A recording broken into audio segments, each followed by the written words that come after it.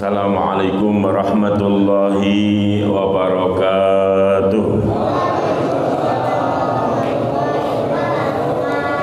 Bismillah, alhamdulillah. Innal hamdalillahi nahmaduhu wa nasta'inuhu wa nastaghfiruh wa na'udzu billahi min syururi anfusina wa min sayyiati a'malina. Man yahdillahu fala mudilla lahu wa man yudlil fala hadiya lahu. Asyhadu an la ilaha illallah wahdahu la syarika lahu wa asyhadu anna Muhammadan abduhu wa rasuluh. Allahumma shalli wa sallim wa barik ala sayyidina Muhammadin wa ala alihi wa sahbihi wa mawalah. Wala haula wala quwwata illa billah. Subhanaka la ilma lana illa ma 'allamtana innaka antal alimul hakim. Rabbi shrah li sadri wa yassir li amri wahlul 'uqdatam min lisani yafqahu qawli, amma ba'd. Yang saya hormati para asatidz, para alim ulama, para tokoh masyarakat, juga yang saya hormati segenap jamaah majelis Darul Muhibbin, yang mudah-mudahan semuanya selalu dalam ridho dan rahmat Allah Subhanahu wa ta'ala. Alhamdulillah, malam ini kita kembali dipertemukan oleh Allah di majelis yang mulia ini. Mudah-mudahan sebab kumpul kita di tempat ini, Allah akan mudahkan jalan kita ke surganya Allah Subhanahu wa ta'ala. Yang mana dimuliakan Allah, nyambung yang kemarin masih rukun wudu, ya. Rukun wudu. Yang kemarin sudah dibahas tentang niat, ya. Membasuh wajah, membasuh tangan. Sekarang yang keempat, warabi'u mashu ba'dir ra'si. Rukun wudu yang nomor 4, mengusap sebagian kepala. Ya, kalau praktek mah sudah tiap hari kita wudu. Nah, kita belajar ini nanti tahu mana sih yang benar-benar harus atau rukun, mana yang cuma sunat. Kalau itu rukun, batasannya sampai mana? Biar wudhu kita ini enggak sekedar ikut-ikutan. Makanya saya juga pakai kitab. Artinya apa? Apa yang saya sampaikan itu bukan karangan saya sendiri, tapi berdasarkan apa yang ditulis di kitab ini, kitab yang diwariskan oleh para ulama soleh, ulama yang sanad ilmunya jelas.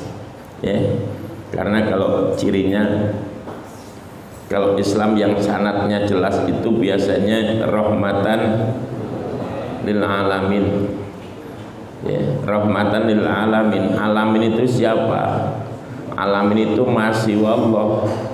Segala sesuatu selain Allah itu alam. Kalau gitu ajaran Nabi Muhammad, ajaran yang menyayang semua orang, bahkan binatang, ya. Kenapa? Karena tugas Nabi memang sebagai rahmat. Makanya kita nggak boleh kita memerangi orang yang tidak memerangi kita. Kita nggak boleh, walaupun kafir, ya. Jadi saya ingat nih, kemarin ada yang ngasih tahu video anak kecil-kecil sekolah di satu, mungkin kayak sekolah TK kalau nggak salah. Itu sudah diajarkan benci sama orang lain. Itu sedang nyanyi apa-apa ya. Di belakang itu begini, Muslim yes, kafir no. Muslim yes, kafir no. Ini bahaya kalau dibiarkan. Ini nanti begitu dewasa, asal melihat orang kafir bawaannya pengen nabok aja, bawaannya pengen bunuh aja. Asal melihat gereja bawaannya pengen ngancurin. Padahal masalahnya, apa betul ajaran Nabi seperti itu? Ya.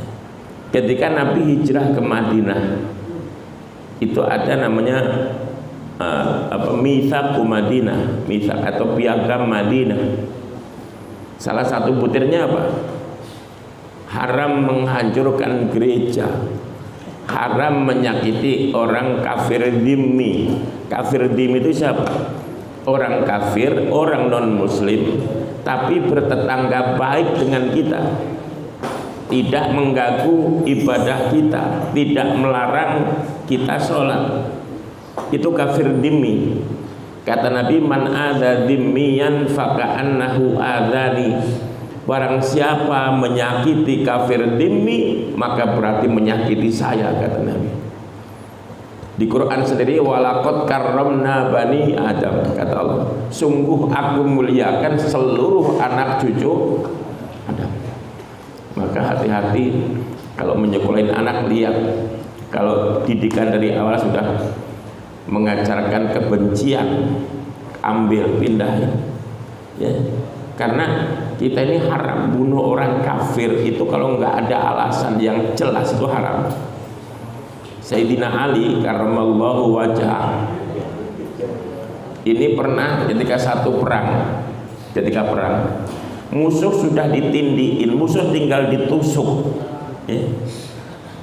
Tiba-tiba musuh ini ngeludah, Sayyidina Ali diludahin cuk gitu kan, langsung nggak jadi tusuk, dilepas tuh orang. Semua nanya, loh bukannya ditusuk malah dilepas tuh orang kafir gitu. Apa kata Sayyidina Ali? Pertama tadi saya nusuknya ikhlas karena Allah, semata-mata ingin membela agama Allah. Begitu dia ngeludahin saya sakit hati tadi. Saya takut nanti kalau saya nusuk saya bukan karena Allah, tapi karena bela nafsu saya. Artinya apa? Kalau berjihad itu nggak boleh nafsu, gagal. Misalnya ini beneran nih, ada perang Islam kafir misalnya, kita mau menegakkan. Ternyata kita nembak orang bukan karena Allah lagi. Kebetulan dia musuh saya, tembak duor. Jadi nembaknya bukan karena Allah, karena kesal. Itu sudah dosa. Makanya kita ngaji pakai kitab, mudah-mudahan Islam kita Islam yang rahmatan lil alamin. Jadi kita nggak boleh benci orang. Baginda Nabi SAW pernah ditegur oleh Allah. Padahal menurut saya Nabi sangat wajar. Kenapa?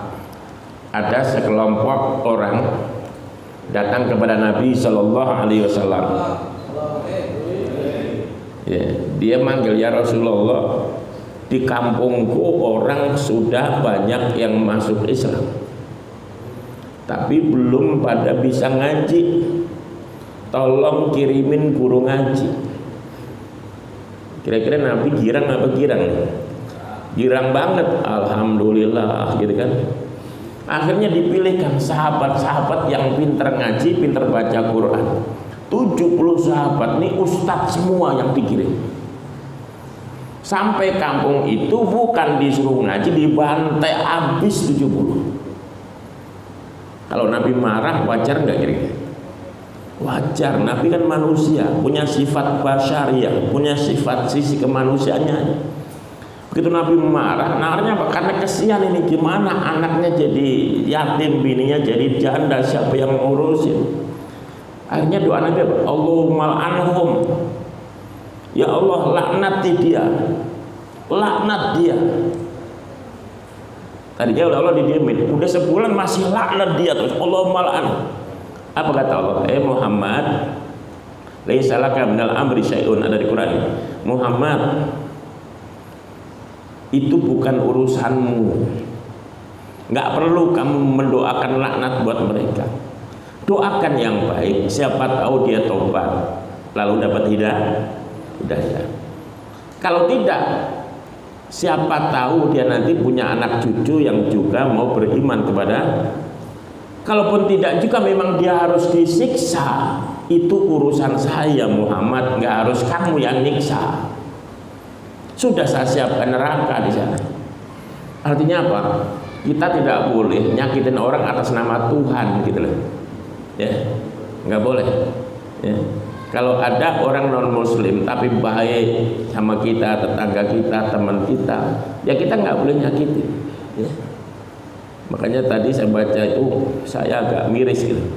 Ini kalau semua didikan semuanya gini, Islam Muslim yes, kafir no, dari kecil dididik benci sama orang Kan yang nggak boleh kan benci orangnya. Kalau agamanya, akidahnya kita harus benci.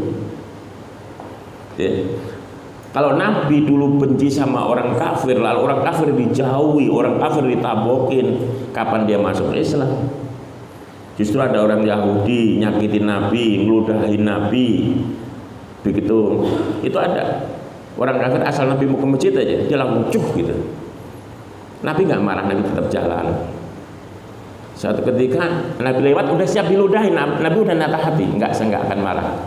Tapi nggak diludahin. Nabi nanya, mana nih orang? Katanya. Siapa? Itu langganan yang bisa ngeludahin saya, katanya. Apa katanya? Sakit ya Rasulullah. Sakit. Nabi akhirnya apa? Nyari kurmanya, apa ditengok tuh yang sakit. Apa yang terjadi? Nabi datang, dia nangis apa? Nggak, manggilnya masih Muhammad, orang masih kafir. Saya nggak nyangka Muhammad, orang yang tiap hari saya ludahin, justru datang pertama menjenguk saya, sementara saudara-saudara saya nggak ada yang jenguk saya. Saya yakin kau memang benar utusan Allah, gitu kan? Langsung asyhadu alla ilaha illallah wa asyhadu anna Muhammadan. Tuh. Jadi orang kafir dibaikin, siapa tahu karena kita baik dia tertarik, tersentuh hatinya masuk Islam. Jadi nggak ada ajaran Nabi ngajarin permusuhan, nggak ada. Ya. Dulu waktu masih di madrasah ada ustadz saya nanya, ayo yang bisa jawab kasih hadiah. Siapa musuhnya Nabi? Kita sepakat Abu Jahal salah, Abu Lahab salah, semuanya salah. Apa kata guru saya? Yang betul Nabi nggak punya musuh, walaupun Nabi dimusuhin banyak. Nabi nggak pernah punya musuh, Nabi nggak pernah menganggap orang lain sebagai musuh. Kalau yang salah justru didoakan. Nabi dilemparin batu sampai berdarah-darah di Taif. Apa doa Nabi? Allahumma hdi qaumi fa innahum la ya'lamun. Tuhan kasih hidayah mereka yang lemparin batu. Dia ngelemparin batu karena dia belum tahu bahwa saya ini Rasulmu, utusanmu. Kasih hidayah, pasti nggak ngelempar lagi. Artinya apa? Nabi selalu menyelesaikan masalah dari sumber masalah, gitu loh. Bukan nabokin dibalas nabok, nggak selesai. Dia nabok, kita balas nabok, dia nabok lagi, gitu kan. Akhirnya apa? Tabok-tabokan. Nggak puas, pakai golok. Enggak. Nabi ketika dikatain orang, Nabi disakitin orang, Nabi selalu berpikir, di mana sebabnya dia ngatain saya? Oh, sebabnya karena dia belum iman, sebabnya dia belum dapat hidayah, ya, sebabnya dia belum tahu bahwa saya betul-betul utusan Allah. Maka doa Nabi, ya Allah beri hidayah. Makanya doain orang kafir, orang Kristen, kalau doanya ya Allah mudah-mudahan dia dapat hidayah, boleh. Kita punya saudara, punya teman, punya tetangga yang non muslim, kita fatihain boleh. Fatihah buat tetangga saya, mudah-mudahan dapat hidayah masuk Islam, al-fatihah, boleh. Yang nggak boleh itu kalau mudah-mudahan diampuni dosanya, itu nggak boleh, dosa kita. Ya, ada orang non muslim, ada orang kafir, ya Allah ampunin dosa temanku itu, haram. Quran jelas, innallaha la yaghfiru ay yushraka bihi wa yaghfiru ma duna dzalika liman yasha. Allah tidak mengampuni dosa musyrik, tapi Allah mengampuni dosa selain musyrik. Asal bukan musyrik bisa diampuni Allah. Ya, sebesar apapun. Ya, bunuh orang sering, ya sering bunuh orang, mabuk, judi, semua. Asal dia tobat, sebesar apapun dosa kita, ampunan Allah jauh lebih besar. Ada seorang wali itu ketika di dekat Ka'bah, ya, itu doa, ya Rob, saya nggak minta apa-apa ya Rob, satu aja yang saya minta. Apa? Jadikan saya hamba yang tidak pernah melakukan dosa. Itu yang saya minta. Saya nggak minta uang, nggak minta jabatan, nggak minta istri cantik. Saya cuma minta, ya Allah, jangan sampai saya melakukan apa jawab Allah? Aneh kamu mintanya. Lah kalau kamu nggak berdosa, terus gufron saya buat siapa? Saya punya sifat ghafurun, maha lah kalau hambaku nggak ada yang melakukan dosa, ini buat siapa? Saya punya sifat itu biar berguna, ya harus ada yang maksiat, kata Allah. Tapi jangan terus besok maksiat ya. Wah, ini kesempatan ini ada. Enggak, artinya kalau sudah terlanjur maksiat nggak usah terlalu takut, karena Allah maha ghafurur. Itu ya. Nah, kembali intinya gitu ya, hati-hati jangan ada kebencian di antara kita, hapus ya. Justru kalau ada orang non muslim kita bayiin, mudah-mudahan dengan kita bayiin, kita kasih, kita punya durian kita bagi, kita punya makan kita bagi. Dalam kitab I'anatul Talibin disampaikan aslul mahabbah al hadiyah, pangkal cinta itu hadiah. Kalau kita pengen dicintai orang, sering-sering aja kasih dia. Saya yakin hobinya apa, misalnya rokoknya apa, gitu kan. Kopinya apa? Liong, beliin kopi liong, kasih terus. Kalau nggak nunduk dia, cinta sama kita. Gitu. Jadi kalau pengen dicintai keluarga, ya jangan pelit sama keluarga. Pengen dicintai teman, ya jangan pelit. Karena pelit itu perbuatan dosa besar. Jangankan orang biasa, orang pelit itu loh nggak suka ngeliat orang pelit, saking jeleknya. Ada saya ada teman pelit padahal dia ngomongin temennya yang pelit, dalam hati lah lu pelit. Nggak sadar deh ya, dia pelit ngomongin orang. Artinya apa? Yang pelit aja nggak suka sama orang pelit. Makanya kalau pengen dicintai, aslul mahabbah al hadiyah ya, pangkal cinta itu hadiah. Makanya orang kafir sering kita bantu, kita kasih hadiah. Lama-lama ya hatinya tersentuh. Lama-lama kayak tadi, gue susah, saudara gue nggak ada yang bantu, ini malah tetangga muslim yang bantuin, nganterin saya ke rumah sakit. Ini yang benar, ajaran yang benar, kan gitu. Kalau sampai dia masuk Islam gara-gara kita, surga buat kita ya. Nah, mengusap sebagian kepala, rukun keempat wudhu, mengusap sebagian kepala. Yang dimaksud itu kepala, itu boleh kepalanya atau rambut yang di kepala.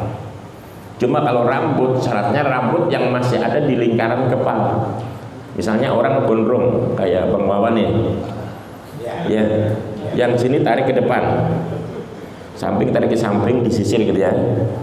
Mana yang boleh diusap? Rambut yang masih di lingkaran. Jadi kalau Bang Wawan wudhu, yang diusap, yang di leher diambil, diusap ujungnya gitu. Nggak sah wudhunya, karena itu bukan ngusap rambut yang di kepala. Meskipun nggak ada rambutnya, ini belakang kuping, boleh yang diusap ini. Misalnya kita habis pakai minyak wangi, minyak rambut, sisir rapi, mau sholat wudhu batal. Waduh, kalau diusap rusak nih. Artinya waktu wudhu yang diusap belakang kuping yang nggak ada rambutnya sah. Kalau mazhab yang lain kan ada yang harus seluruh kepala. Mazhab Malik itu kalau ngusap seluruh kepala. Kalau mazhab Hanafi minimal separuh katanya, seperempat. Kalau mazhab Syafi'i enggak, satu helai rambut pun yang diusap sah. Satu helai rambut juga sah, asal rambut yang masih ada di kepala. Jadi boleh yang diusap kepala, kulit kepala atau rambut. Nah, tentu yang sempurna, yang afdol itu yang diusap seluruh kepala. Kenapa? Kalau yang kita usap seluruh kepala, ini kepala kita bersinar nanti. Kata Nabi, umatku nanti, inna ummati yud'auna yaumal qiyamah hurran muhajjalin min atharil wudu. Nanti umatku begitu dia panggil menghadap Allah, bersinar kaki, tangan, kepala karena bekas wudhu. Jadi kalau kita ngusap rambut cuma di belakang doang dikit, ini doang ada sinar di sini. Kayak belang malahan. Yang bagus sih mana semua. Caranya gini, yang bagus. Ya, kalau cuma sah, tangan basahin gini. Tapi yang bagus basahin, Jempolnya di sini, ini dipertemukan, tarik belakang. Balik lagi ke depan. Ini kalau memang ada rambutnya balik ke depan. Kalau enggak usah. Ya, orangnya botak, ya sudah sekali gini cukup. Ya, mau balik mau ngapain? Jadi kalau ada kayak saya ada rambutnya kan, tarik belakang, maju ke depan. Ini cara yang bagus, yang paling bagus. Seandainya enggak, misalnya tangan basahin, diusap gini, sah. Ya, itu yang afdol. Kalau sekedar sah, ya sekedar sah, asal ada kepala yang diusap, rambut sedikit, sudah sah. Minimal sekarang tahu ilmunya. Jadi nggak mesti yang rambut, tapi boleh kepalanya.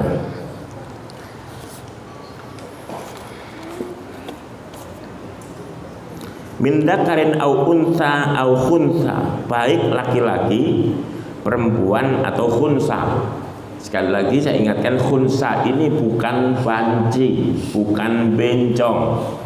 Saya sering dengar itu ada menerjemahkan khunsa ini bencong, bukan. Kalau banci dan bencong yang ada di sini itu, yang biasa mangkal pinggir jalan, yang biasa ngamen, itu bukan khunsa, itu laki-laki, itu dzakarun, laki-laki. Dia laki-laki, cuman dia bersolek seperti perempuan, pakai tas perempuan, pakai baju perempuan, sendalnya hak tinggi seperti yang nggak bisa dibohongi, tenaganya tetap laki-laki. Saya pernah lihat dikejar-kejar Satpol PP, kencengan dia larinya. Itu namanya bukan khunsa. Khunsa itu siapa? Khunsa itu laki-laki enggak, perempuan enggak. Gimana? Bisa jadi dia punya kelamin dua, punya laki ada di situ, punya perempuan juga ada di situ. Itu khunsa. Atau dia punya satu, nggak mirip laki-laki, nggak mirip perempuan. Mau dibilang perempuan bentuknya kayak gitu, mau dibilang laki-laki kok nggak ada belalainya, misalnya, itu khunsa. Walaupun biasanya ini nanti ujungnya pasti ketahuan dia sebenarnya laki apa perempuan, karena di Quran jelas, inna khalaqnakum min dzakarin, kata Allah, saya menciptakan kalian cuma laki-laki dan perempuan. Kalau ada yang punya kelamin dua itu sementara, akhirnya ketahuan. Dari mana? Ya. Pertama, bisa jadi dari perubahan suara. Begitu balik suaranya jadi besar, oh laki-laki. Atau begitu menginjak balik kumisan, oh laki-laki. Gitu kan? Atau sebaliknya, begitu menjak remaja, mohon maaf, numbuh buah dadanya. Berarti perempuan. Itu dulu, tapi kalau sekarang udah canggih, dokter udah bisa mendiagnosa. Begitu lahir punya dua kelamin, langsung bisa dilihat dengan alat. Kenapa? Ada organ tubuh yang hanya dimiliki perempuan, nggak dimiliki lagi rahim misalnya. Itu dari awal udah ada kelamin dua, itu bisa langsung, oh ini perempuan, gitu kan. Intinya siapapun yang wudhu harus ngusap kepala, mau laki, mau perempuan, mau khunsa. Au masruba di sya'rin fi hadil usni, atau ngusap sebagian rambut yang masih ada di batas kepala. Tadi udah saya jelaskan ya, rambut yang masih di batas kepala. Jadi kalau ada perempuan rambutnya sampai pantat, yang diusap rambut yang di pantat nggak sah. Ya, harus rambut yang di kepala. Dan jangan salah, harus kepala sendiri ya, jangan kepala orang. Wala tata'ayyanul yad lil mashi bal yajuzu bihirqatin wa ghairiha. Untuk mengusap tidak harus pakai tangan, tapi boleh pakai yang lain seperti sapu tangan atau pakai sisir. Sekalian nyisir. Pas wudu terakhir mengusap, pas mengusap kepala, sisir basahin di keran. Basahin lagi, boleh. Ya. Enggak harus pakai tangan. Pakai sapu tangan boleh. Walau ghasala ra'sahu jaza. Bagaimana kalau enggak diusap tapi diguyur? Boleh, lebih bagus. Habis wudu bukan diusap tapi kepalanya langsung di bawah keran. Boleh. Ya. Walau wada'a yadahul mablulata walam yuharrikha jaza. Seandainya tangannya dibasahin, ditaruh doang di kepala tapi enggak digeser-geser, sah apa enggak? Sah. Jadi tadi mungkin habis nyisir gitu kan, takut rusak, pas wudhu tangan dibasahin, taruh doang, udah nggak digeser, sah. Ya, sekali-sekali praktekin boleh, biar walaupun lucu baca wudhu. Tapi minimal kalau ada orang wudhu itu kita nggak kaget gitu. Oh iya nggak apa-apa, saya ngaji malam Kamis waktu itu. Ini bedanya, makanya orang kalau berilmu ya, semakin orang semakin banyak baca, semakin banyak ilmu, itu semakin toleran. Coba kalau yang nggak tahu tadi, nggak belajar gini, wudhu gini dong, bid'ah langsung gitu kan. Dia nggak ngaji. Maka sering saya umpamakan, kalau kali-kali yang besar, Bengawan Solo, Kali Berantas, air banyak, ngalir itu nggak berisik. Kenapa banyak? Tapi kalau di got, gemericik, berisik. Intinya apa? Orang yang suka berisik, ilmunya cetek berarti. Begitu juga kalau air itu banyak, air laut, ilmunya kayak laut, dilemparin bangkai, bau nggak air laut? Jangan bangkai ayam, bangkai kebo kalau perlu, nggak bau tuh. Tapi kalau air dikit, kasih bangkai tikus, bau. Makanya orang gampang marah-marah ya karena ilmunya masih dikit. Kalau ilmunya banyak, nggak mudah tersinggung. Yang mudah tersinggung, yang baperan, ngambekan, kurang ngajinya berarti. Ya, kalau ada ngambekan, ngaji loh makanya, biar nggak dikit-dikit marah. Imam Ahmad bin Hambal ya, itu karena ilmunya selaut gitu ya, nggak pernah marah.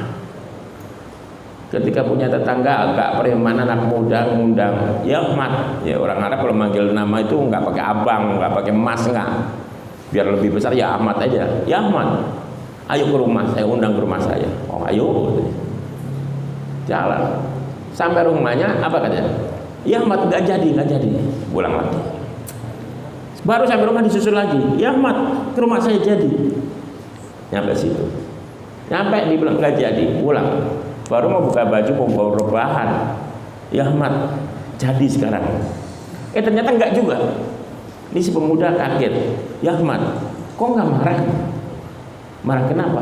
Kan saya kerjain, kalau bahasa sekarang kan saya prank gitu. Saya kerjain katanya. Saya nggak merasa dikerjain. Lah kan saya undang, saya suruh pulang, saya undang, saya suruh pulang. Apa kata Imam Ahmad? Saya belajar dari guru-guru saya. Kalau melakukan sesuatu, lakukan karena Allah. Saya datang ke rumahmu, walaupun yang manggil kamu itu saya lakukan sebagai perintah Allah. Allah perintahkan saya, ya Ahmad, baiklah sama tetangga. Ya, baik sama tetangga. Itu perintah Allah. Jadi waktu kamu panggil dan saya ke rumah kamu, itu saya merasa sedang menjalankan perintah Allah. Kamu suruh pulang ya saya pulang dalam rangka mau baik sama tetangga, dan baik sama tetangga itu perintah Allah. Kenapa saya senyum lagi, mana saya nggak senyum? Saya bisa menjalankan perintah Allah, siapa yang nggak girang katanya. Kan? Memang saya ke rumahmu karena kamu siapa? Gitu kan? Ini ilmunya banyak. Jadi nggak marah. Jadi nggak usah lah marah. Buat apa? Bikin cepet tua.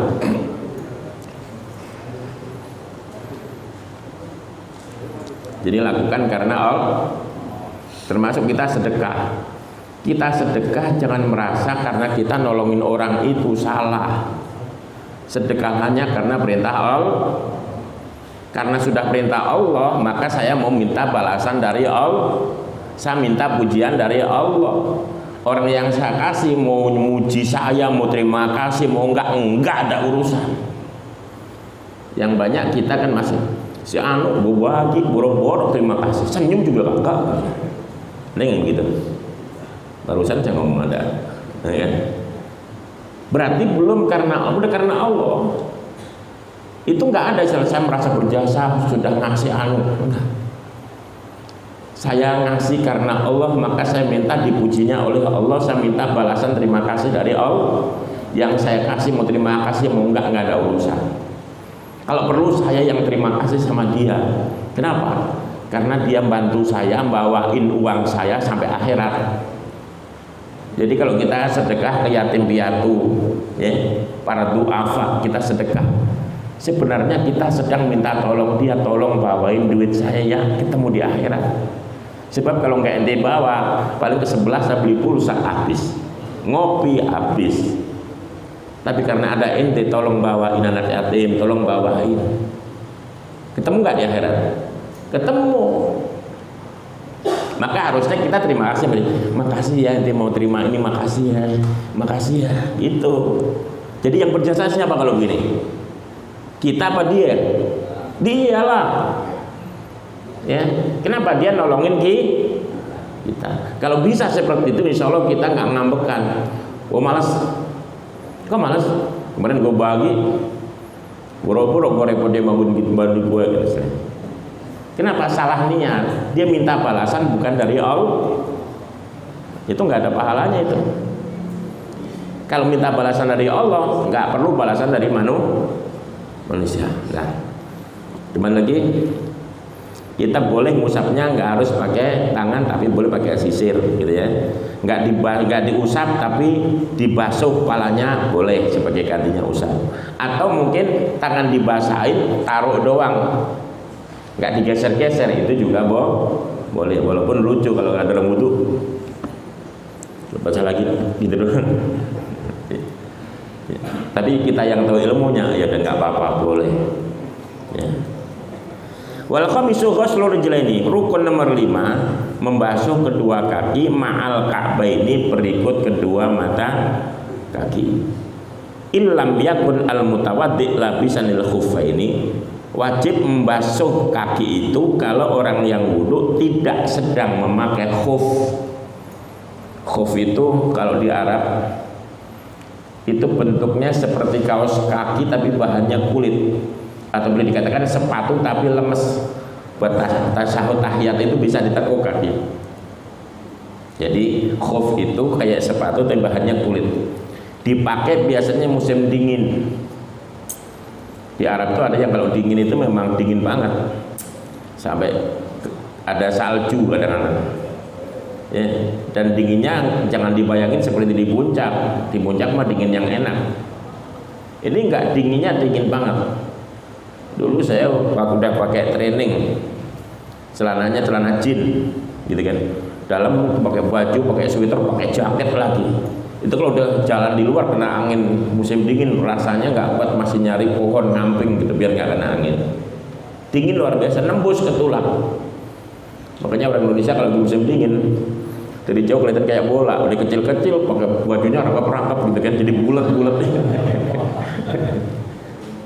Nah, kalau musim dingin nginjek ubin ini mungkin nggak kebayang. Kalau di puncak nginjek ubin masih kuat, tambah sedang. Misalnya ini dari depan lepas sendal, belum langsung karpet kan, nginjek ubin dulu, itu dingin sekali. Sehingga di sana kalau musim dingin tradisi pakai khuf. Ya, khuf itu bukan sepatu seperti buat bangunan, itu bukan. Dia sepatu tapi dipakai kayak kaos kaki di atas.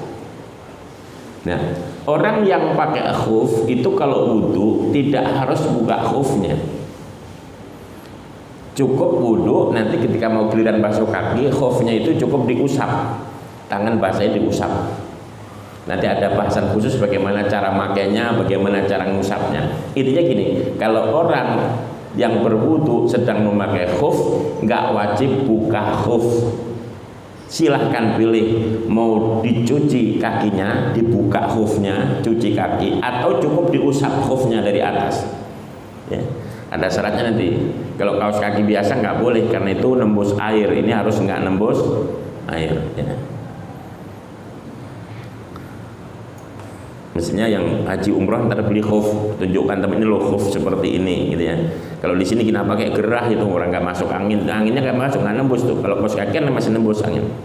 Kita pakai itu ya kayak kaki kita dibungkus plastik, gerah. Fa in kana labisahuma wajib alaihi mashul khuffaini aw ghuslur rijlain. Kalau sedang memakai khuf, maka wajibnya salah satu, ngusap boleh atau membasuh kedua kaki, berarti khufnya dibuka.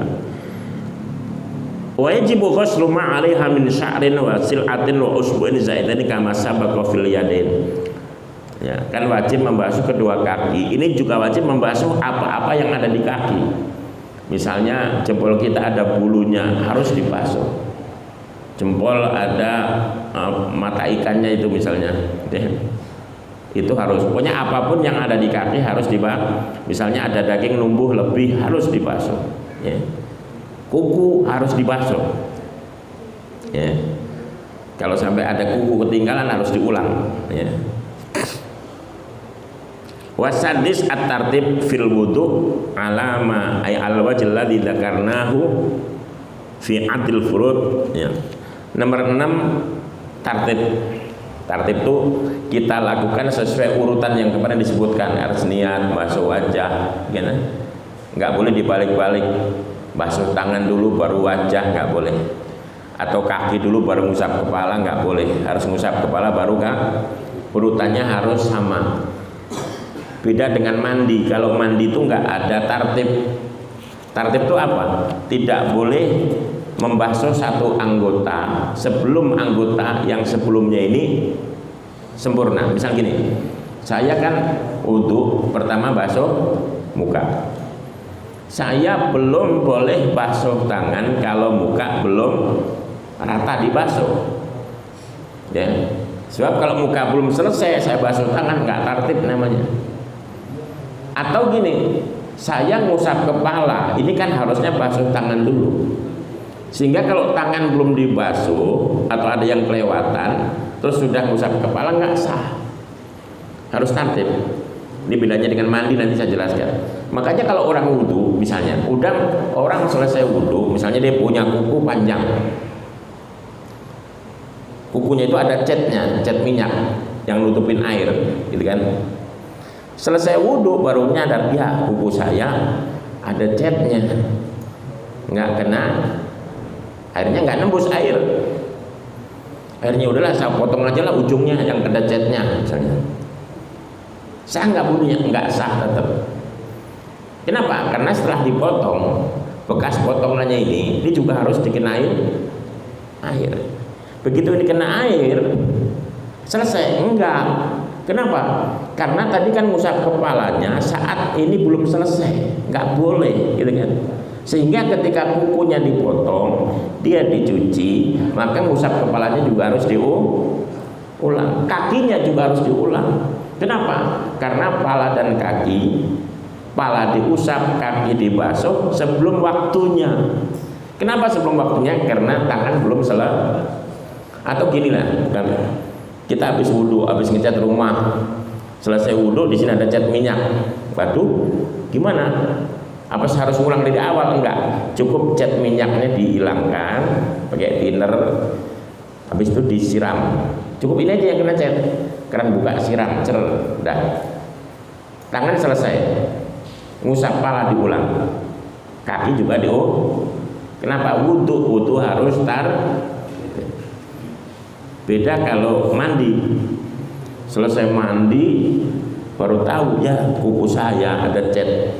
Bersihin kukunya, ambil air setengah gelas, siramin, selesai udah. Diulang enggak usah. Atau mungkin habis mandi junub misalnya, begitu duduk telapak kaki ada catnya, gimana? Ya udah bersihin catnya yang di telapak kaki, habis itu ambil air aja segelas, yang penting bisa rata, guyurin rata, selesai mandi. Kenapa? Mandi enggak wajib walaupun sunnah dimulai dari kepala. Kalau mandi itu sunnah dari kepala. Habis kepala diguyur, baru badan sebelah kanan, badan sebelah kiri, itu sunnahnya. Tapi kalau enggak begitu enggak apa-apa. Ya. Jadi harus tertib kalau wudhu. Tapi kalau mandi tidak harus tertib. Makanya kayak tadi, kalau ada misalnya, gimana kalau catnya di pipi? Selesai wudhu terus ngaca, ya pipinya ada catnya, cat minyak, airnya nggak nembus ke kulit. Ya sudah, cat yang di pipi bersihkan, guyur pipinya sebelah sini basah. Terus tangan diulang. Kenapa?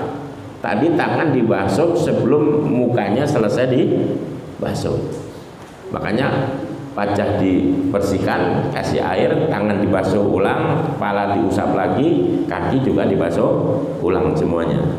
Tadi kenapa? Karena harus tertib.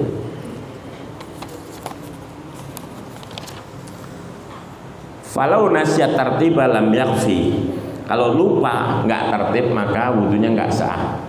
Misalnya gini, habis basuh muka, bukan tangan dulu, dia ngusap kepala dulu, baru tangan. Gimana? Nggak sah. Yang nggak sah yang mana? Yang nggak sah cuman ini ya, nggak usah diulang dari awal. Misal ini, ada orang wudu, basuh muka, ngusap kepala, basuh tangan, basuh kaki, selesai kan? Nggak sah. Apa harus dari awal? Nggak harus dari awal. Yang nggak sah mulai mana? Mulai tadi ngusap kepala. Berarti yang diulang cukup dari ngusap kepala terus basuh kaki. Ya.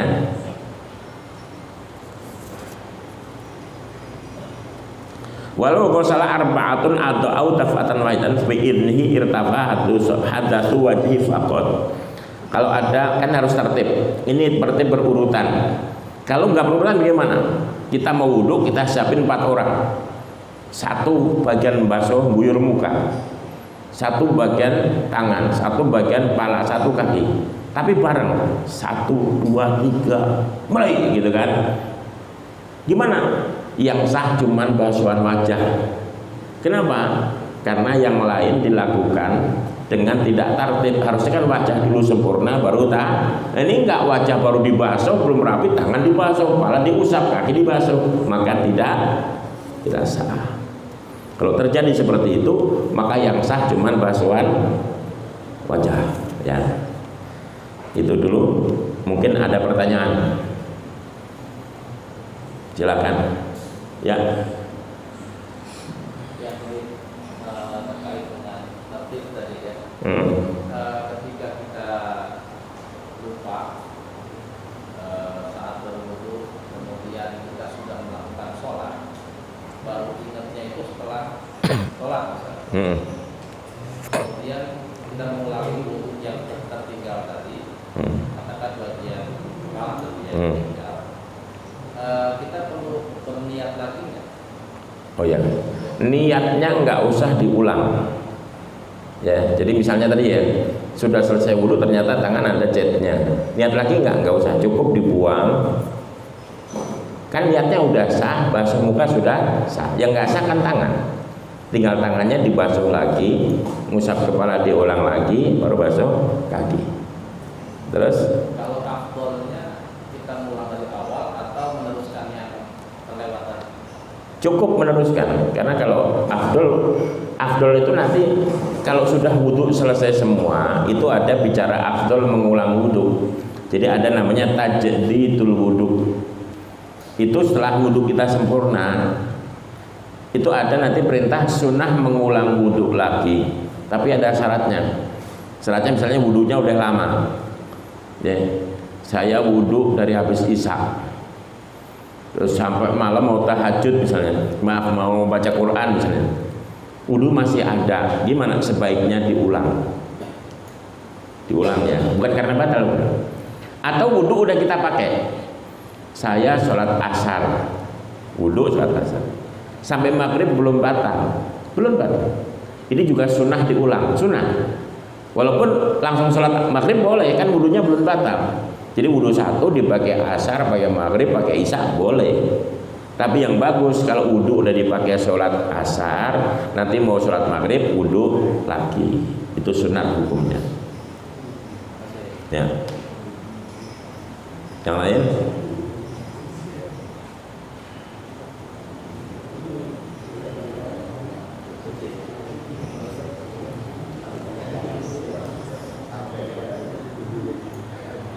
Tidak ada? Ya. Ada? Cukup? Ya. Assalamualaikum. Silakan. Ya.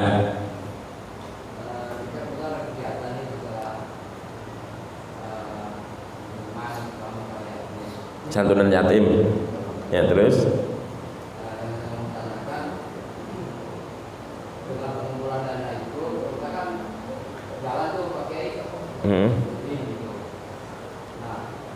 Dari yang pengumpulan itu kan kita butuh minum, ya. Ya. apakah kita harus potong dari uang itu? Ya.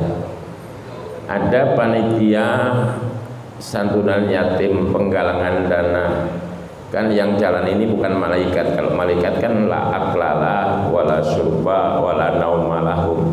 Malaikat itu nggak tidur, nggak makan, nggak minum. Makanya malaikat nggak bisa disogok. Ya. Misalnya malaikat menyambut Israel nih, Israel tunggu aja 2 jam aja, gua kasih 2 juta, nggak bakal deh mau. Orang dia nggak butuh makan, nggak butuh minum. Malaikat tuh nggak makan, nggak minum, nggak tidur. Ya. Jadi makanya kalau mau gadang, Fatihah itu malaikat-malaikat, tawasulnya sama malaikat, biar nggak ngantuk. Ya. Nah, bolehkah panitia yang keliling jalan ngambilin dari rumah ke rumah itu beli minum dari uang hasil pungutan ini? Atau mungkin di tengah jalan lapar, boleh nggak masuk warteg pakai uang itu? Jawabnya boleh. Ya, boleh. Termasuk misalnya gini, saya punya yayasan yatim piatu, di rumah saya banyak yatim piatu, banyak yang nyumbang. Kan akhirnya saya masak buat anak yatim, boleh nggak saya ikut makan? Saya ngurus dia, saya masakin, jadi saya nggak pernah belanja beras, saya makannya ngikut anak yatim. Jawabnya boleh. Tentu yang wajar. Jangan narikin yatim buat duafa, makannya di KFC, makan itu nggak boleh. Itu memperalat anak yatim. Dan hati-hati, kita ngurusin yatim itu kalau benar, jaminan Nabi apa? Hakadha fil jannah. Nanti anak-anak orang-orang yang suka ngurus anak yatim di surga begini sama saya. Artinya apa? Dekat surganya sama Nabi. Ana wa kafil yatim hakadha fil jannah. Saya sama orang-orang yang suka ngurusin anak yatim di surganya begini sama saya. Dekat, berdampingan. Tapi sebaliknya, ya, kalau sampai berkhianat makan yatim, ya nerakanya dalam. Ya. Hati-hati. Itu boleh saya katakan kalau orang bisnis itu penuh spekulasi. Kalau untungnya gede banget, kalau ruginya gede. Tinggal punya nggak nyali berspekulasi seperti itu. Kalau enggak, mendingan jangan ngurusin anak yatim, mendingan emaknya ngurusin. Bang Wawan setuju banget kan? Tapi biar gondrong takut ya Pak. Ya boleh. Dulu saya ngelihat sendiri. Jadi yatim itu yayasan dapat hadiah mobil sumbangan. Ya. Akhirnya mobil itu yang memakai bukan anak yatim, yang punya yayasan sama anak-anaknya. Yatimnya nggak pernah naik sampai ketika diundang, misalnya ada orang Pondok Indah mengundang anak yatim. Itu mobilnya anak yatim yang naikin keluarga anak yatim cariin angkot. Oh iya langsung aja. Sama berarti. Itu dolim, itu nggak boleh. Ya, nggak boleh. Kalau Anda jangan begitu. Itu mobil dikasih karena anak yatim sakit, bukan suruh pakai mobil itu, suruh naik becak. Waktu itu masih ada becak waktu itu. Saya kadang ya Allah, itu mobil kan mobil anak yatim, kenapa dia sakit suruh naik Harusnya gimana kalau tuan rumah ngikut? Boleh, saya pengurus yatim sama istri saya di mobil itu, di belakang yatim semua, boleh. Tapi jangan anak istri, ya, istri pertama, istri kedua, anak-anak. Itu nggak boleh. Ya, maka wajar boleh keliling aus beli minum dari uang itu boleh. Ya, lagi kelilingnya, ya taruhlah lagi kerja buat anak yatim. Ya, nyiapin apa nih, mau santunan nyiapin, lapar beli warung Padang makan buat panitia boleh. Yang nggak boleh buat kawin lagi. Ya, wajar ya, pokoknya yang wajar ya, sewajarnya boleh. Ya. Yang lain? Ya. Ya.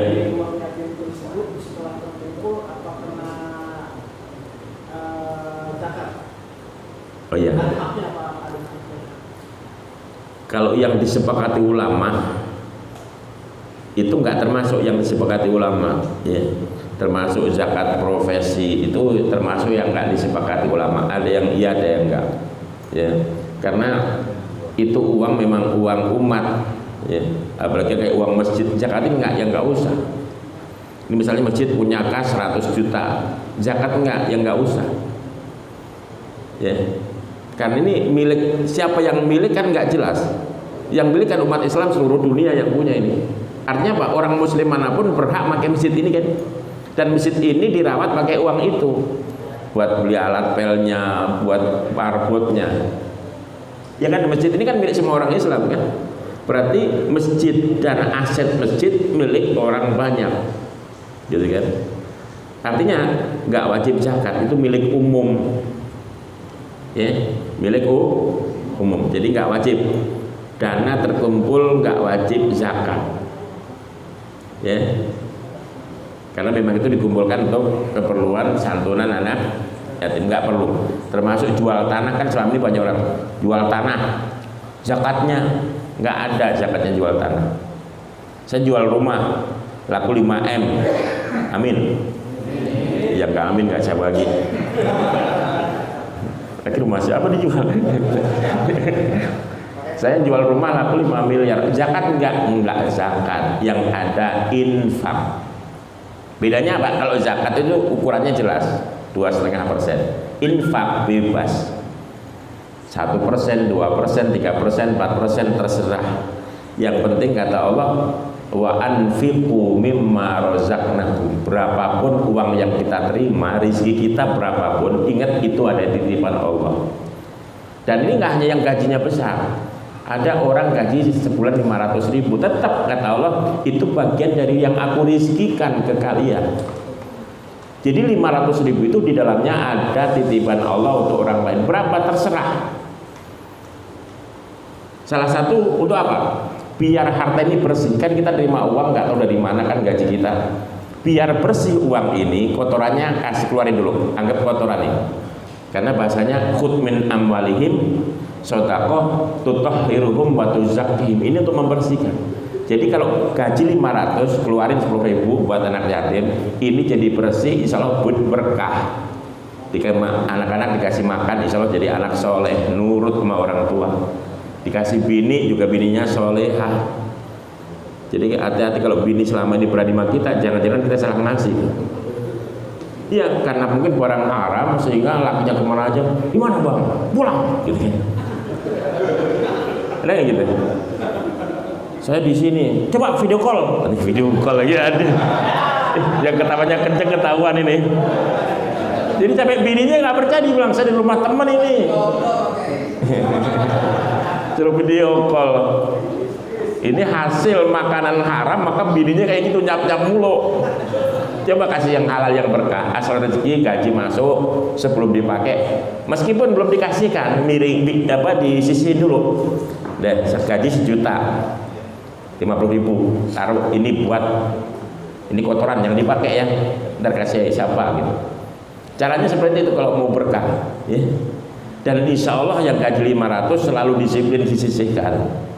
Saya yakin makin lama gajinya makin nambah. La in syakartum la azid, pasti. Ya, memandikan jenazah itu sebenarnya wudhunya nggak harus. Kalau sudah dimandikan, nggak diwudukan nggak apa-apa.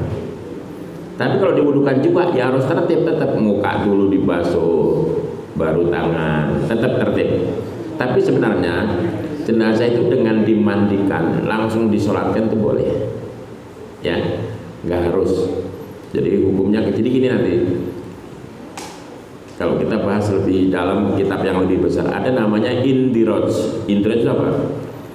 Wudhu itu masuk ke dalam mandi. Maksudnya apa? Kalau saya punya hadas besar, saya mau mandi junub.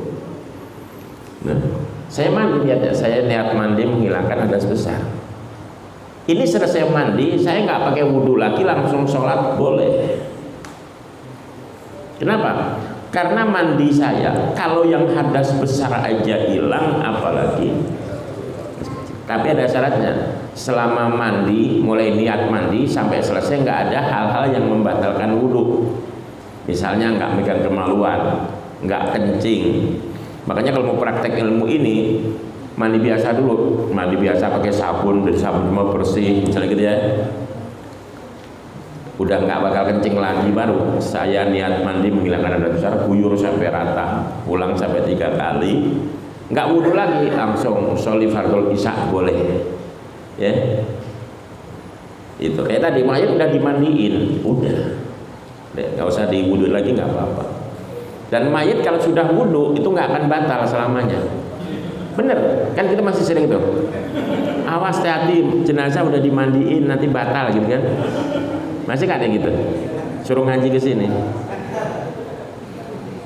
Hukum halal, haram, batal, sah itu bagi yang hidup.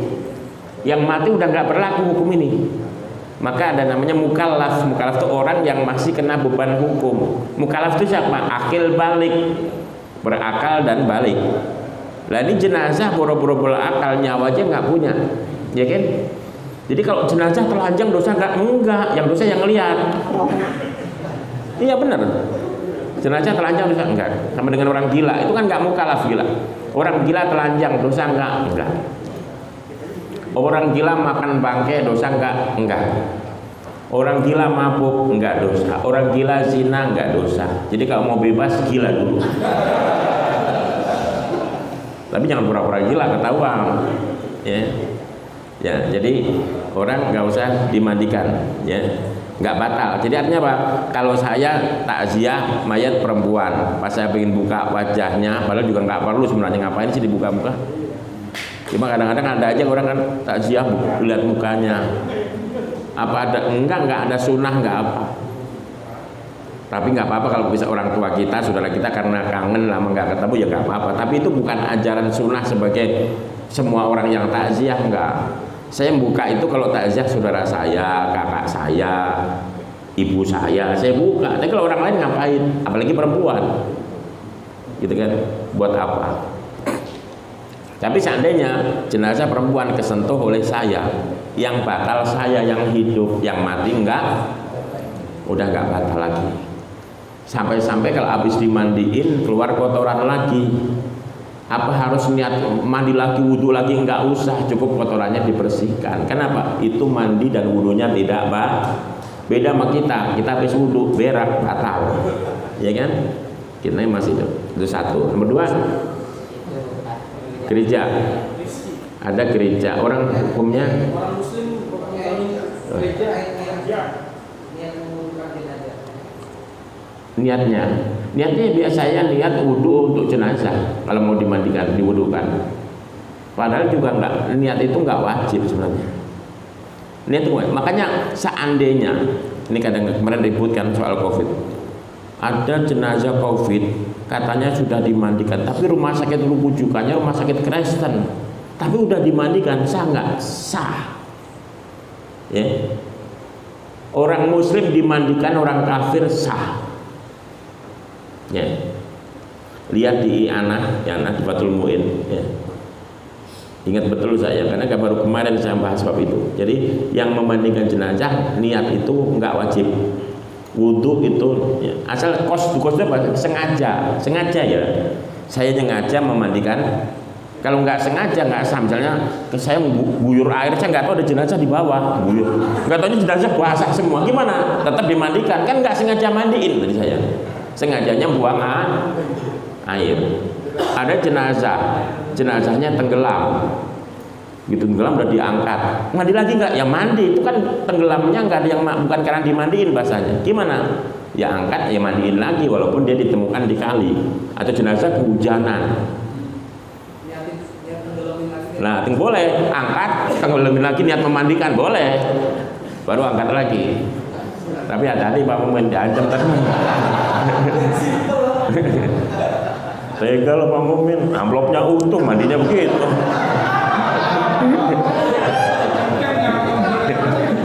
Nah, nomor 2 tadi orang muslim yang membangun gereja. ya. Ketika dapat gaji itu rezekinya gimana? Ini jawabannya berat ini. Kalau saya biasanya gini jawaban saya. Ya sudahlah, kalau masih belum ada kerjaan yang lain nggak apa-apa dulu, darurat. Tapi kalau masih ada yang lain nggak usah. Ya, saya pernah langsung haram gitu, kesian juga. Orang memang mencari kerjaan susah, dapatnya di situ doang. Padahal dia punya anak istri. Saya ingat Nabi dulu juga awal dagang itu ya dagangnya sama orang non muslim, ya kan? Jadi memang ya kalau dibilang haram ya haram, tapi ada haram itu ada yang berubah jadi halal kalau darurat. Ya, bangkai itu haram. Ditanya, bagaimana hukumnya makan bangkai? Ya kalau ada yang lain dimakan. Nggak ada.